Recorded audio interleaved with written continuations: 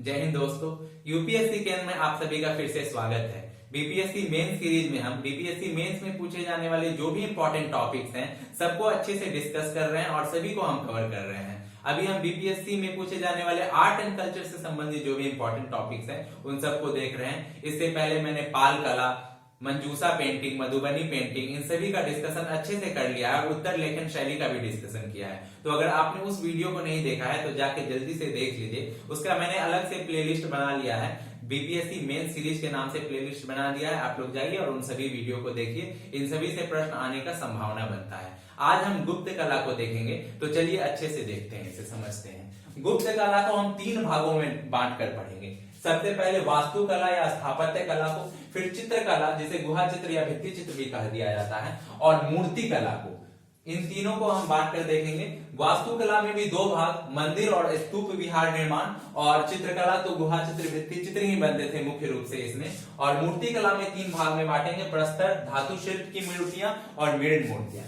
सबसे पहले मंदिर निर्माण को देखते हैं। इससे पहले जो था, गुप्त काल से पहले मंदिरों का साक्ष्य बहुत ज्यादा नहीं मिलता है। गुप्त काल में आप देखेंगे कि बहुत सारे मंदिरों का निर्माण हुआ, बड़े बड़े मंदिर देखने को मिलते हैं। तो ये पॉइंट आप जरूर मेंशन करेंगे। एक नई शैली का विकास हुआ जिसे नागर शैली कहते हैं। नागर शैली को अच्छे से हम लोग समझते हैं। यहाँ मैंने एक डायग्राम बनाया है, इस डायग्राम को आप अपने नोटबुक में सबसे पहले बना लीजिए, फिर मैं इसे समझाता हूँ कि इसमें अच्छे से कौन सा पार्ट को क्या कहते हैं।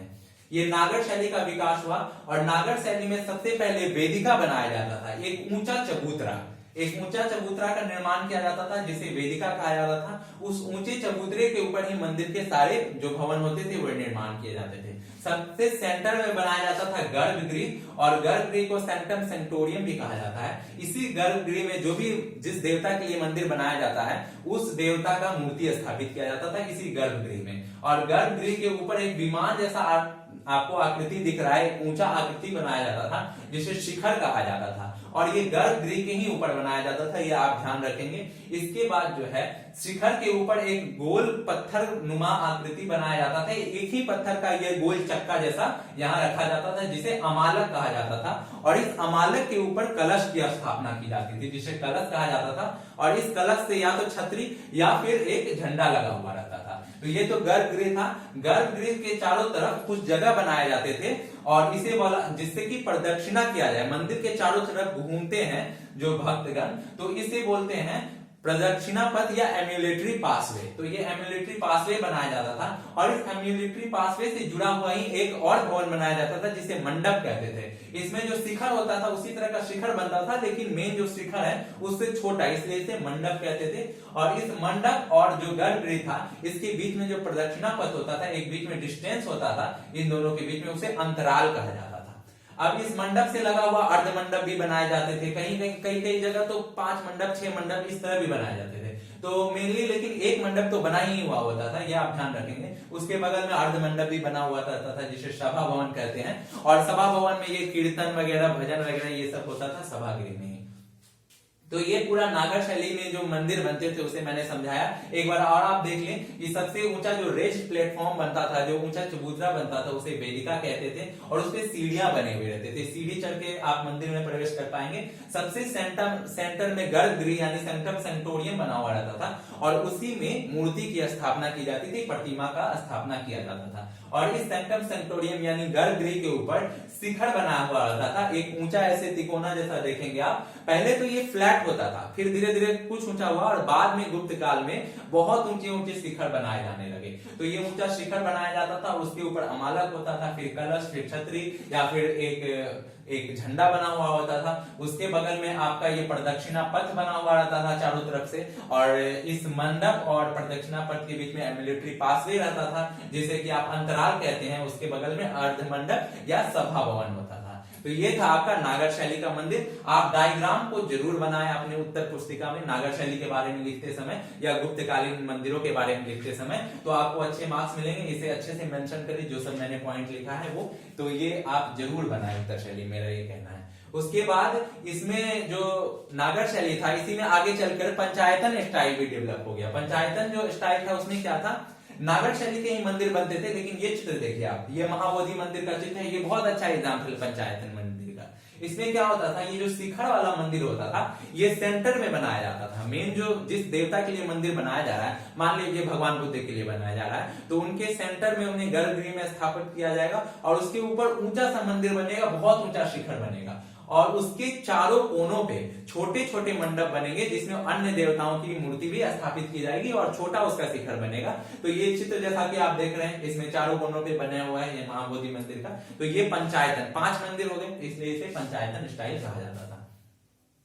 इसका एग्जाम्पल भी आप जरूर लिखेंगे, महाबोधि मंदिर हो गया, उसके बाद मंडलेश्वर मंदिर कैमूर का जिसे भगवा भी कहते हैं, उसके बाद देवगढ़ जो झांसी में उसका दशावतार मंदिर जो भगवान विष्णु का मंदिर है, सिरपुर का लक्ष्मण मंदिर, अंतरवेदी में सूर्य मंदिर, बघेलखंड का नचना कुठार, एरन में विष्णु मंदिर, ये सभी एग्जाम्पल आप लिखेंगे। अगर इतना ज्यादा एग्जाम्पल आपको याद नहीं होता है तो कुछ एग्जाम्पल तो आपको ध्यान में रहेंगे, जैसे कि महाबोधि मंदिर का इतना जिक्र हुआ वो तो आपको याद नहीं हो गया होगा। फिर दशावतार मंदिर आप देवगढ़ का लिख सकते हैं, सिरपुर का लक्ष्मण मंदिर, 1 2 3 एग्जाम्पल जरूर आप लिखा कीजिए। उसके बाद हम देखेंगे अब मंदिर निर्माण को अच्छे से हम समझ लिए, अब स्तूप तथा विहार निर्माण इसमें हम देखेंगे। स्तूप जो बनते थे उसमें प्रमुख एग्जाम्पल आपका सारनाथ का धामेक स्तूप जो है और वहीं राजगिरी का जरासंध की बैठक, ये गुप्तकालीन स्तूप है। उसके बाद गुहा विहार होते थे, जैसे कि चैत्य और विहार बनाए जाते थे, मौर्य काल में भी बनाए जाते थे, इस समय भी बनाते थे, लेकिन मौर्य काल और कुषाण काल ये सब समय में चैत्यों की संख्या ज्यादा होती थी। जैसे चैत्य वो होते हैं जहां पूजा किया जाता है, आराधना किया जाता है, ध्यान किया जाता है, लेकिन विहार होते हैं जहां संत रहते हैं, जहां जो बौद्ध धर्म को मानने वाले अनुयायी है वो रहते हैं। तो यहाँ पे विहारों की संख्या बहुत बढ़ने लगी और गुप्त काल के विहार जो थे वो बहुत बड़े होते थे, बहुत विस्तृत होते थे और विशाल होते थे, अलंकृत होते थे, बहुत सजावट पे उनका ध्यान दिया जाता था और संख्या में भी वो बहुत ज्यादा होते थे, बहुत सारे विहार बनाए जाते थे। अब इसमें एक पॉइंट नोट करने वाला है कि ये अलंकृत बहुत ज्यादा क्यों होते थे। इससे पहले जो मौर्य काल था या फिर कुषाण वगैरह के समय में जो विहार बनाए जाते थे वो सिंपल होते थे, लेकिन ये बहुत ज्यादा अलंकृत क्यों थे, इतने ज्यादा सजावट पे क्यों ध्यान दिया जाता था। तो इसका ये बात है कि मौर्य काल में हीनयान शाखा बहुत ज्यादा फेमस था बौद्ध धर्म का। हीनयान और महायान के बारे में मैंने बुद्ध के से रिलेटेड जो वीडियो बनाया है वो अगर आपने नहीं देखा है तो देख लीजिए, बहुत इंपॉर्टेंट है, उसमें सारी बातें मैंने समझाई है। तो महायान जो शाखा था उसमें मूर्ति की पूजा की जाती थी, भगवान बुद्ध की मूर्ति बनाई जाती थी और हीनयान में कोई भी मूर्ति का पूजा नहीं किया जाता था, तो इसलिए अलंकरण पे भी ध्यान नहीं दिया जाता था। और यहाँ पे तो मूर्ति बनाना है तो उसका साज श्रृंगार अलंकरण पे बहुत ज्यादा ध्यान दिया जाता था, इसलिए गुप्तकालीन विहारों में अलंकरण की प्रधानता है, ये आप जरूर मेंशन करेंगे।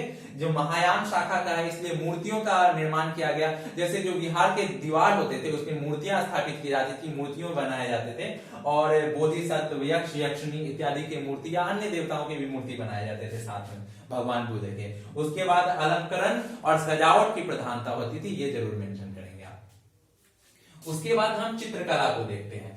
गुप्त काल को जो है चित्रकला या संस्कृति का ये सब जो आर्ट एंड आर्किटेक्चर का स्वर्ण युग कहा जाता है। आप सोचते हैं कि स्वर्ण युग क्या, बहुत ज्यादा सोना था क्या? ऐसी बात नहीं है, सोना तो था, लेकिन स्वर्ण युग इसलिए कहते हैं क्योंकि कलाओं का बहुत ज्यादा विकास हुआ। जितने भी नाम आपको याद आएंगे, आर्यभट्ट, बारामीर हो गए, कालिदास हो गए, ये सब गुप्त काल के थे। तो बहुत ज्यादा हर एक क्षेत्र में, जैसे कि आपका नाट्य शास्त्र हो गया या जितने भी ये सब जितना भी आपको क्षेत्र दिखेगा, चित्रकला हो गया, स्थापत्य कला हो गया, मूर्ति कला हो गया, हर एक क्षेत्र में बहुत उत्कृष्ट प्रदर्शन हुआ, बहुत अच्छे अच्छे चीज बनाए गए, इसलिए ये स्वर्ण युग था। क्योंकि इस समय इतने अच्छे बनाए गए चीजें, हर क्षेत्र में इतना विकास हुआ, चाहे मैथमेटिक्स के क्षेत्र में ले लीजिए, साइंस के क्षेत्र में, इसलिए ये स्वर्ण युग कहलाता था। तो चित्रकला के भी क्षेत्र में बहुत उत्कृष्ट इसमें हुआ।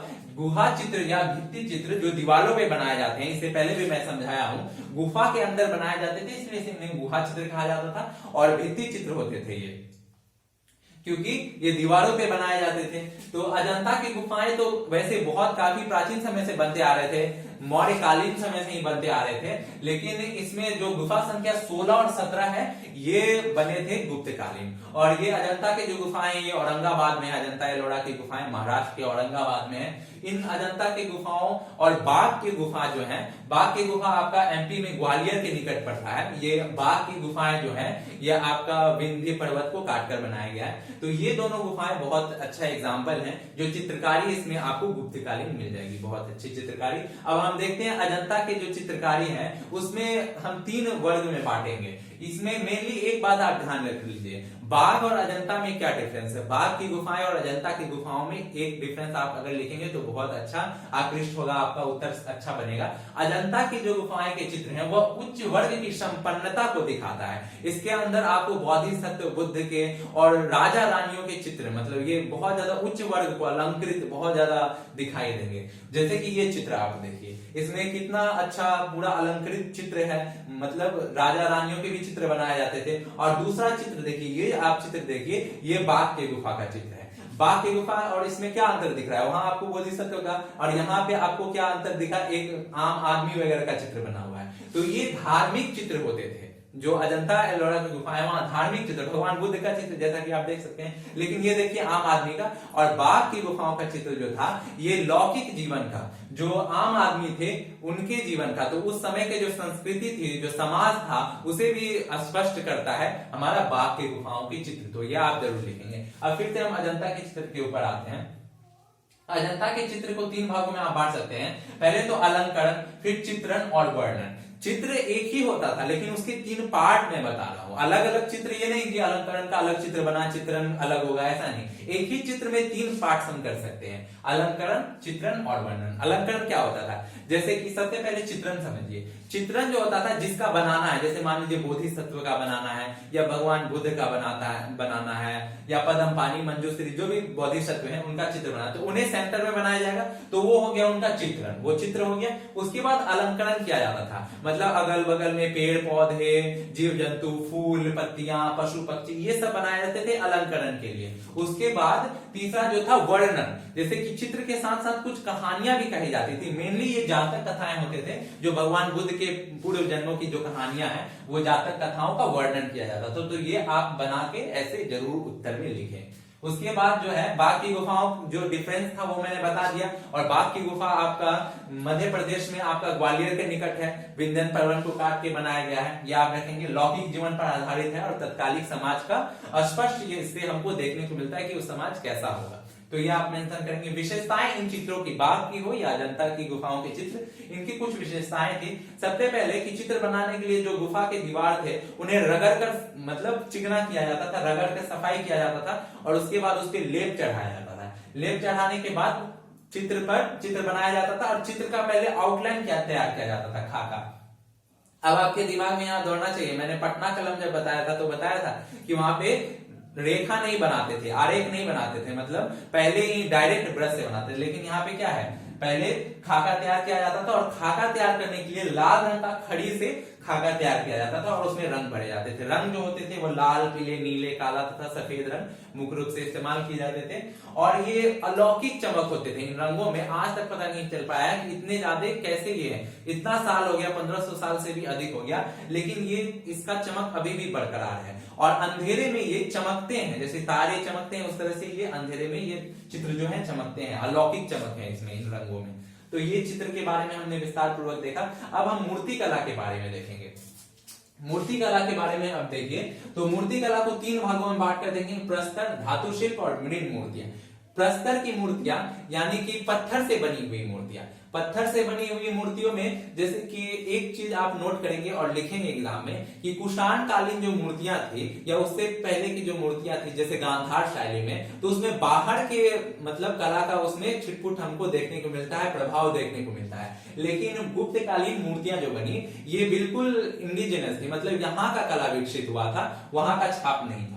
तो कुषाण कालीन मूर्तियों में नग्नता थी, जैसे भगवान बुद्ध की मूर्ति बनेगी तो वो नंगे बदन बनेगी इस तरह से। और वही मध्यकालीन जो पूर्व मध्यकालीन में मूर्तियां बनी तो वो बिल्कुल सेम टू सेम नहीं बनती थी, जैसा भगवान बुद्ध तो बिल्कुल सेम वैसा बने ऐसा नहीं, सिर्फ प्रतीकात्मक बनती थी। लेकिन यह इसके मध्य का आपका बहुत अच्छा संतुलन दिखाता है। जैसे कि भगवान बुद्ध कपड़े पहने हुए हैं लेकिन कपड़े से शरीर का अंग दिखेगा। जैसे कि एक चित्र, ये चित्र देखिए, इस चित्र में भगवान बुद्ध का शरीर का अंदर का अंग दिख रहा है जबकि कपड़े वे पहने हुए हैं। तो कुषाण कालीन में कपड़े नहीं पहनते थे और मध्यकालीन पूर्व मध्यकालीन में आपका सिर्फ प्रतीकात्मक होता था, लेकिन ये उसके बीच का संतुलन है तो काफी सुंदर निखर के आता था। यहाँ पे दैहिक सौंदर्य को बहुत ज्यादा स्थान नहीं दिया जाता था। जैसे कि मैंने पाल कला में आपको बताया कि दैहिक सौंदर्य अलंकरण पे बहुत जोर दिया जाता था, गहनों से लाभ दिया जाता था जिससे उसमें कृत्रिमता आ जाती थी। लेकिन यहाँ पे दैहिक सौंदर्य के स्थान पे आध्यात्मिक सौंदर्य, जैसे भगवान बुद्ध की ये मूर्ति देखिए, इसमें आंख उनका ऐसे लग रहा है जैसे कि कितना सुंदर वो मतलब कि आध्यात्म मुद्रा में लीन है। तो इस तरह से इनमें आध्यात्मिक सौंदर्य पे ध्यान दिया जाता था और बहुत ज्यादा गहनों वगैरह से लादा नहीं जाता था, मतलब इसमें बहुत ज्यादा आपका नेचुरलिटी रहता था। तो ये आप ध्यान रखेंगे। इसके बाद इसमें केंद्र जो था, ये मूर्ति का केंद्र मुख्य रूप से प्रस्तुत मूर्तियों का मथुरा, सारनाथ और पाटलिपुत्र थे, और ये बलुआ पत्थर से, बलुआ लाल पत्थर से स्टार्टिंग में बनाए जाते थे, लेकिन बाद में जो था चुनार के सफेद बालू पत्थर से बनाए जाने लगे बहुत सारे बुद्ध के मूर्ति। मेनली आपको सारनाथ में बहुत सारे चुनार के बलुआ पत्थर, जो सफेद बलुआ पत्थर, उसका मूर्ति मिल जाएगा। इसमें एग्जाम्पल के लिए आप देवगढ़ का दशावतार मंदिर में जो शेषनाग पे बैठे हुए ये चित्र आप देखिए, शेषनाग पे कितना सुंदर ये मूर्ति आपको देखने में लगा। तो ये सबसे उत्कृष्ट उदाहरण है गुप्तकालीन मूर्ति का। और ये मूर्ति जो शेषनाग पे भगवान विष्णु लेटे हुए हैं, ये देवगढ़ का जो झांसी में है उसके दशावतार मंदिर में स्थापित है। वहीं मणिनाग का मंदिर जिसपे गरुड़ पे आसन जमाए हुए हैं भगवान विष्णु, और वैशाली का 2 चतुर्मुख शिवलिंग प्राप्त हुआ है। एक में तो आपका कुछ शिलालेख भी उस पे लिखा हुआ है। वहीं पे कुम्हरार में बुद्ध देव का शीश मिला है, और वो शीश बहुत ज्यादा आध्यात्मिक मुद्रा में है, बहुत सुंदर है वो।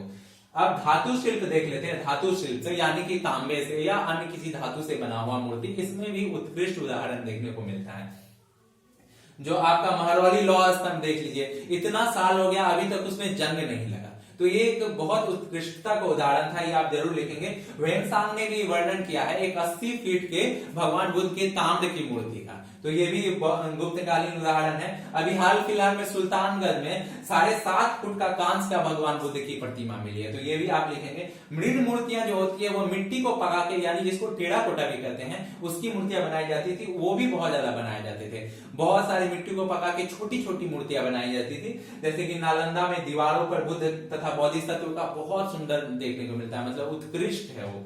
उसके बाद इसमें जो एक बहुत महत्वपूर्ण की ये पक्की मिट्टी को, मतलब उसको पका के बनाया जाता था, और मिट्टी को बहुत चिकनाहट दिया जाता था, फिनिशिंग बहुत अच्छा होता था, सुडौल मूर्ति बनाया जाता था एकदम। उसके बाद एग्जाम्पल में देखिए तो पहाड़पुर, राजघाट, कौशाम्बी, श्रावस्ती, अहि, छत्र, मथुरा, इन सभी से मृद मूर्तियां पाई गई है। तो ये गुप्तकालीन जो था, गुप्तकालीन कला के बारे में मैंने बहुत अच्छे से आपको समझा दिया। उत्तर आप ऐसे लिखेंगे, और वे फॉर वन आप लिख सकते हैं कि मतलब इसमें बहुत ज्यादा इसको बढ़ावा देने की जरूरत है। मेनली ये सब बात आप कंटेम्प्रेरी इशू से बहुत ज्यादा कनेक्ट जरूर करें कि छात्रों में इसे सिलेबस में डालना चाहिए, उन्हें घुमाना चाहिए इन सभी जगहों को, उस जगहों को, सरकार को टूरिज्म को बढ़ावा देना चाहिए, उससे संबंधित पैम्फलेट छपवा सकते हैं, उससे संबंधित कुछ लघु फिल्म बनवाए जा सकते हैं। तो ये सभी कंटेम्प्रेरी बातें आप लिखेंगे ना तो बहुत अच्छा आपको मार्क्स मिलेगा।